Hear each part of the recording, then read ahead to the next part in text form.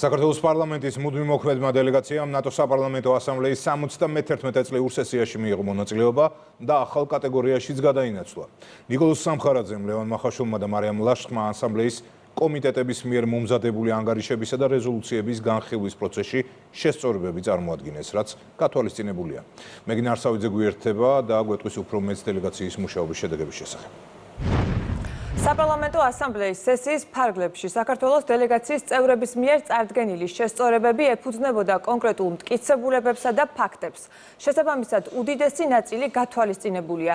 ერთ-ერთი შესწორება შევიდა რეზოლუციაში, რომელიც ეხება რუსეთის მიმართ ნატოს სამომავლო სტრატეგიას. ასევე ქართველმა დეპუტატებმა მკაფიოდ განმარტეს, რომ ჩვენს ქვეყანაში არის მონიტორინგის მკაცრი მექანიზმი, რაც ნიშნავს იმას, რომ საქართველო არ გამოიყენება სანქციებისგან გვერდისავლისთვის. ამ სესიაზე მინდა ვთქვა, რომ ჩვენს მიერ შეტანილი შესწორებების თითქმის 80%-ზე მეტი იქნა გათვალისწინებული. ეს ეხებოდა მაგალითად იმ რეზოლუციას, რომელიც საუბრობს ნატოს სამომავლო სტრატეგიაზე რუსეთის ფედერაციასთან მიმართებაში. ასევე იყო ანგარიში შავი ზღვის უსაფრთხოებასთან დაკავშირებით პირვანდელი ვერსია, რომელიც სრულად, ასე ვთქვათ, გაუგონარ ვითომ მტკიცებულებებს ეყრდნობოდა. ჩვენ წარვადგინეთ დეტალური ფორმულირება ამ ჩანაწერისა და ნატოს კომიტეტმა ხარი დაუჭირა ჩანაწერს, სადაც შავით ერთზე წერია, რომ საქართველო ცდილობს, რომ სანქციების გვერდისავლის ადგილად ის არ იქნას გამოყენებული და რომ საქართველოს ხელისუფლებას საკმაოდ კარგი საკონტროლის მექანიზმი აქვს. სამხრივ საკმაოდ მნიშვნელოვანი ჩანაწერი გაკეთდა.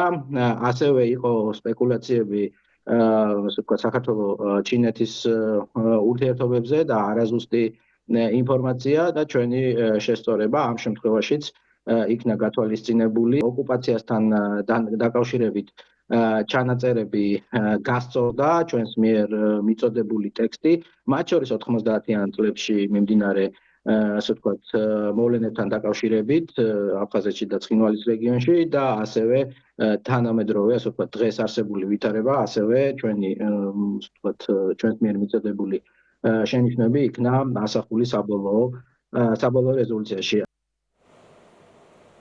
პარტნიორები ყოვლის მომცველი უსაფრთხოებისთვის. სწორედ ეს არის სახელწოდება იმ ახალი კატეგორიისა, რომელშიც საქართველოს საპარლამენტო დელეგაციამ ასოცირებული სტატუსის კატეგორიიდან გადაინაცვლა.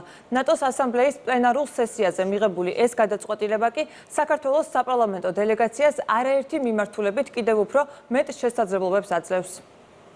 საქართველო მოხვდა ამ საპარლამენტო ასამბლეაში უმაღლეს კატეგორიაში, არაწევრი ქვეყნებისთვის განკუთვნილ უმაღლეს კატეგორიაში. ამ კატეგორიას ეწოდა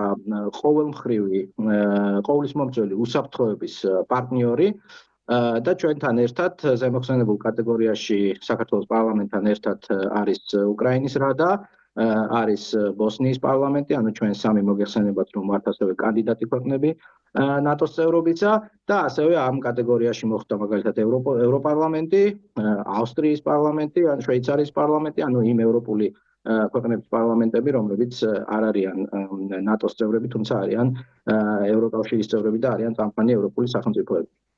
ეს ჩვენ ალბათ მომავალში შესაძლებლობას მოგცემს, რომ უფრო მეტად გამოვიყენოთ საპარლამენტო დიპლომატიისთვის ეს არხი და ეს ფორმატი. არგუმენტებმა და ფაქტებმა, რომლებიც საქართველოს დელეგაციამ ნატოს საპარლამენტო ასამბლეის სესიის ფარგლებში წარადგინა, კონკრეტული შედეგი გამოიყო და რეზოლუციებსა თუ ანგარიშებში აისახა. მადლობა, მეგიეს მეგინ არსავიძე იყო.